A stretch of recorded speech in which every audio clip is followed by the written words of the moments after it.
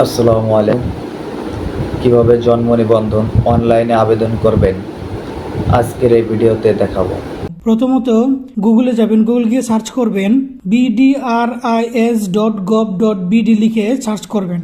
Search করার পর যে পেজটা শো করবে সেখান থেকে জন্ম নিবন্ধনে যাবেন।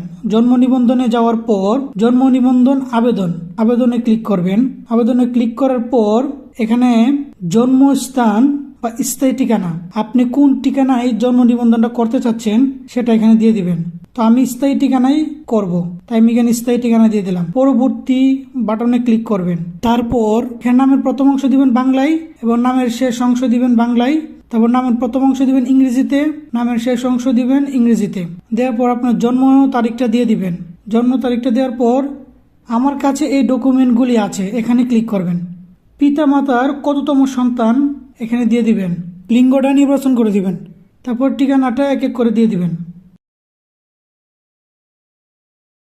তো ঠিকানা দেওয়ার পর পরবর্তীতে ক্লিক করবেন।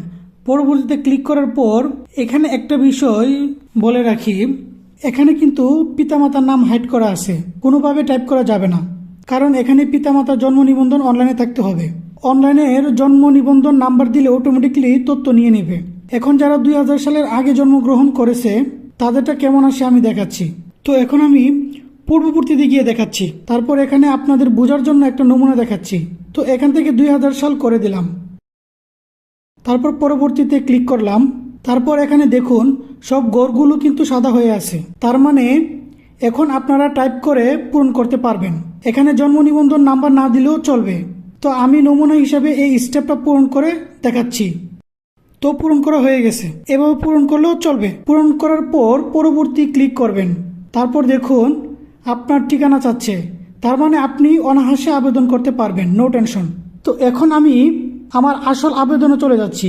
যাওয়ার পর এখান থেকে জন্ম নিবন্ধনটা দিয়ে দিলাম।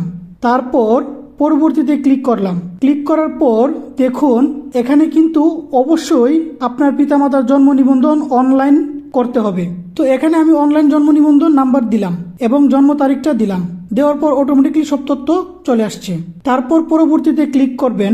পরবর্তীতে ক্লিক করার পর এরকম পেজ আসবে, এখান থেকে ঠিকানাগুলো দিয়ে দিবেন।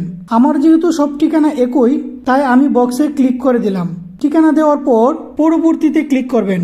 ক্লিক করার পর এখানে বলা হয়েছে আবেদনাধীন ব্যক্তির সহিত সম্পর্ক, যার জন্ম নিবন্ধন তার সাথে কি সম্পর্ক, মানে আবেদনটা কে করছে, কে এই কাগজপত্র নিয়ে জমা করবে। তো আমি এখানে পিতা দিয়ে দিলাম। পিতা দেওয়ার পর পিতার তথ্য চলে আসবে।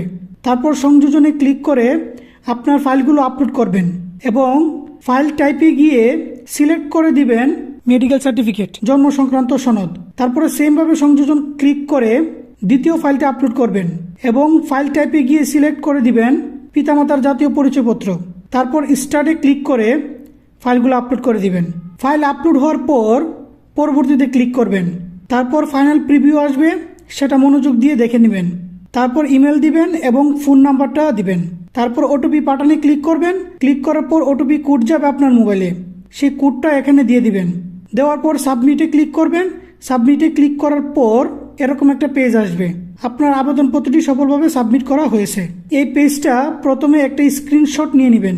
তারপরে দেখুন আবেদনপত্র নম্বর দেওয়া হয়েছে এবং একটা তারিখ দেওয়া আছে। এই তারিখের মধ্যে আবেদনপত্র প্রিন্ট করে ইউনিয়ন পরিষদ বা সিটি কর্পোরেশন এবং পৌরসভা যার যাই হোক না কেন সেখানে গিয়ে জমা দিতে হবে। তো এখান থেকে আবেদনপত্র প্রিন্ট হয় না, সার্ভারের সমস্যা দেখায় বেশিরভাগ। কিভাবে আবেদনপত্রটি বের করবেন, আবার গুগলে যাবেন। গুগলে গিয়ে লিখবেন bdris.gov.bd লিখে সার্চ করবেন। সার্চ করার পর জন্ম নিবন্ধনে যাবেন। সেখান থেকে জন্ম নিবন্ধন আবেদনপত্র প্রিন্ট ক্লিক করবেন। এখানে আবেদন ধরন যা আছে তাই দিয়ে দিবেন। তারপরে অ্যাপ্লিকেশন আইডিটা দিয়ে দিবেন, জন্ম তারিখটা দিবেন। দেওয়ার পর প্রিন্ট বাটনে ক্লিক করবেন। তারপর আপনার আবেদনপত্রটি চলে আসবে, সেটা প্রিন্ট করে নেবেন এবং সাথে অন্যান্য কাগজপত্র একসাথে জমা করবেন। পৌরসভা, ইউনিয়ন পরিষদ বা সিটি কর্পোরেশন যার যেখানেই হোক না কেন সেখানে জমা করে দিবেন। ধন্যবাদ। ভিডিওটা ভালো লাগলে অবশ্যই আমার চ্যানেলটা সাবস্ক্রাইব করে দিবেন।